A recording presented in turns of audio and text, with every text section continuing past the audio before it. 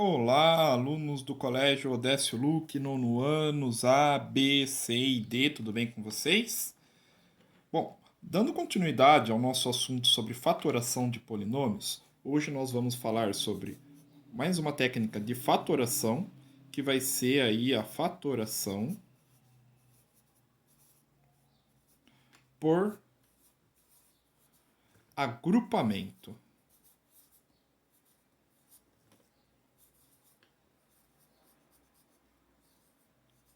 Bom, ao longo das trajetórias aí das fatorações, vocês vão começar a perceber que nem sempre vai ser possível utilizar simplesmente o fator comum para resolver uma dada fatoração, para simplificar uma expressão, um polinômio. Vamos pegar, por exemplo, este primeiro aqui, ó. AB mais AC, então AB pode ser aí qualquer número, né? Mais DB mais DC. Olhando cada uma das parcelas desse polinômio, né? AB a C, beleza? O A aparece aqui, o A aparece aqui. Aí quando a gente olha essa outra aqui, DB e DC, o D aparece aqui, o D aparece aqui. Ou seja, não tem nenhum valor, não tem nenhuma expressão, não tem nenhuma incógnita que aparece nas quatro parcelas. Mas se a gente parar para observar, o A aparece nessas duas primeiras e o D aparece nessas duas segundas, nas duas últimas aqui. Então, nós vamos agrupar essas parcelas, vamos dividir aqui, né? Vamos imaginar aí que estamos dividindo a expressão ao meio aqui e vamos trabalhar com os dois grupos, por isso, agrupamento, ok? Então, observando essa primeira parcela, qual é o valor que aparece nos dois aqui, nos dois termos? É o A. Então, vamos colocar o A aqui em evidência. Então, agora a gente passa a trabalhar com a evidência. Quando a gente trabalha, então, na fatoração por agrupamento, primeiro eu encontro os grupos em comum, esse é o agrupamento, e aí depois eu acho o fator em comum para colocar em evidência. Nessa primeira parcela, então, nesse primeiro grupo, a gente tem o A como o fator em evidência. Aqui o A está se repetindo, quando a gente dividir, some o A, fica só o B. E aqui some o A também e fica o C. Então fica A vezes BC aí, B mais C. Perfeito, perfeito, perfeito. Vamos lá. Agora para o nosso segundo grupo aqui. Quem aparece nas duas parcelas vai ser o D. De deixa eu te amar. Beleza? Quando a gente divide, então, DB por D, só sobra o B de bosque. Ah, garotada. Mais DC. Quando eu dividir, então, DC por D, só sobra o C. Beleza? Terminou, professor? Não, não terminou ainda, né? Vamos observar uma coisa. Olha que interessante, né? Quando eu observo toda a nossa expressão, todo o nosso polinômio, eu vi que eu fiquei com B mais C aqui e B mais C aqui. Ou seja, B mais C é um fator comum. Então, vamos colocar ele agora em evidência. B mais C. Ok, e o que sobra? Sobra a multiplicação aí, né? Porque a gente estava multiplicando A mais D, ok? E agora sim terminou. Então, se a gente aplicar a distributiva aqui, a gente vai obter exatamente aquela expressão inicial. Então, na fatoração por agrupamento, primeiro eu encontro os termos em comum, as parcelas em comum, para depois achar quem está em evidência e finalizar a minha fatoração. Vamos fazer mais um exemplo. Um exemplo assim: a ao cubo mais a ao quadrado mais a elevado à primeira potência, não precisa colocar, mais 1. Então, de novo, aí é uma expressão que tem quatro termos, né? A gente tem até três termos em comum, mas aqui não tem nenhum. Então, vamos observar, vamos trabalhar de novo com agrupamento, tá? Vamos dividir de novo ela no meinho aqui, né? e vamos ver o que acontece. Vamos trabalhar, turma. Então a gente vai ficar com esse grupo aqui, do a ao cubo mais a ao quadrado, e esse grupo aqui, do a mais 1, perfeito? Então, entre a ao cubo e a ao quadrado, qual é o termo em comum? O menor entre eles, o a ao quadrado, né? Então vamos colocar a ao quadrado em evidência. Perfeito. Quando eu divido a ao cubo por a ao quadrado, mantenho a base, subtrai os expoentes. 3 menos 2 fica 1, não precisa pôr. E aqui, eu conservaria, né? Ficaria a ao quadrado dividido por a ao quadrado. Qualquer número dividido por ele mesmo é 1, professor Tibush. Então tá aqui, ó. Essa aqui veio dessa primeira parte que a gente agrupou. Vamos ver a segunda aqui. Putz, aqui, gente, já está reduzido ao máximo, né? Ó. Não tem muito mais o que fazer aqui, não é isso? Vamos colocar o sinalzinho do mais aqui, ó. Isso aqui é a mesma coisa, então, né, do que está aqui, porque aqui não tem nada em comum aqui. Então vamos finalizar assim mesmo. A única coisa que eu vou colocar é o multiplicado por 1 aqui. Qualquer número vezes 1 é ele mesmo, então não muda eu multiplicar por 1, certo ou não? Concordam com isso? Vamos observar o que aconteceu.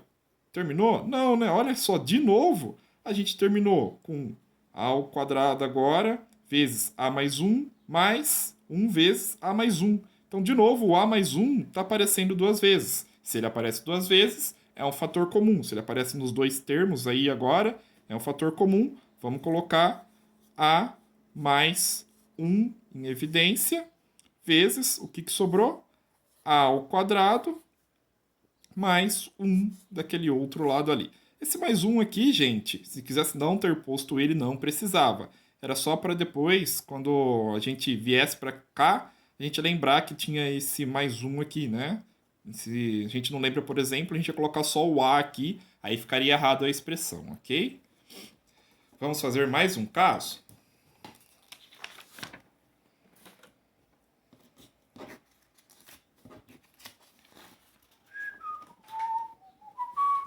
Vamos fazer assim. Às vezes, gente, a expressão pode vir meio bagunçada. E aí é necessário que a gente faça aí alguns agrupamentos, junte um termo com o outro para conseguir melhorar a resolução.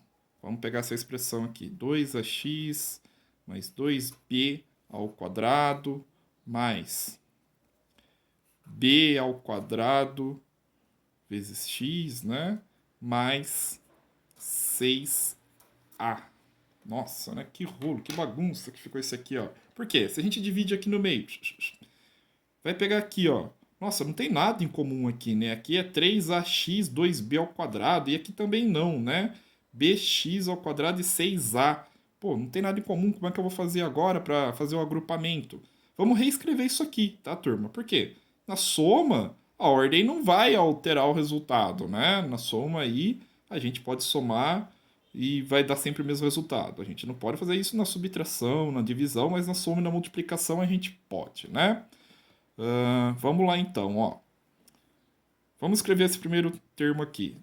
3ax. Ok. Aonde mais tem a? Temos um a aqui, ó, no 6a, né? Então vamos escrever mais 6a.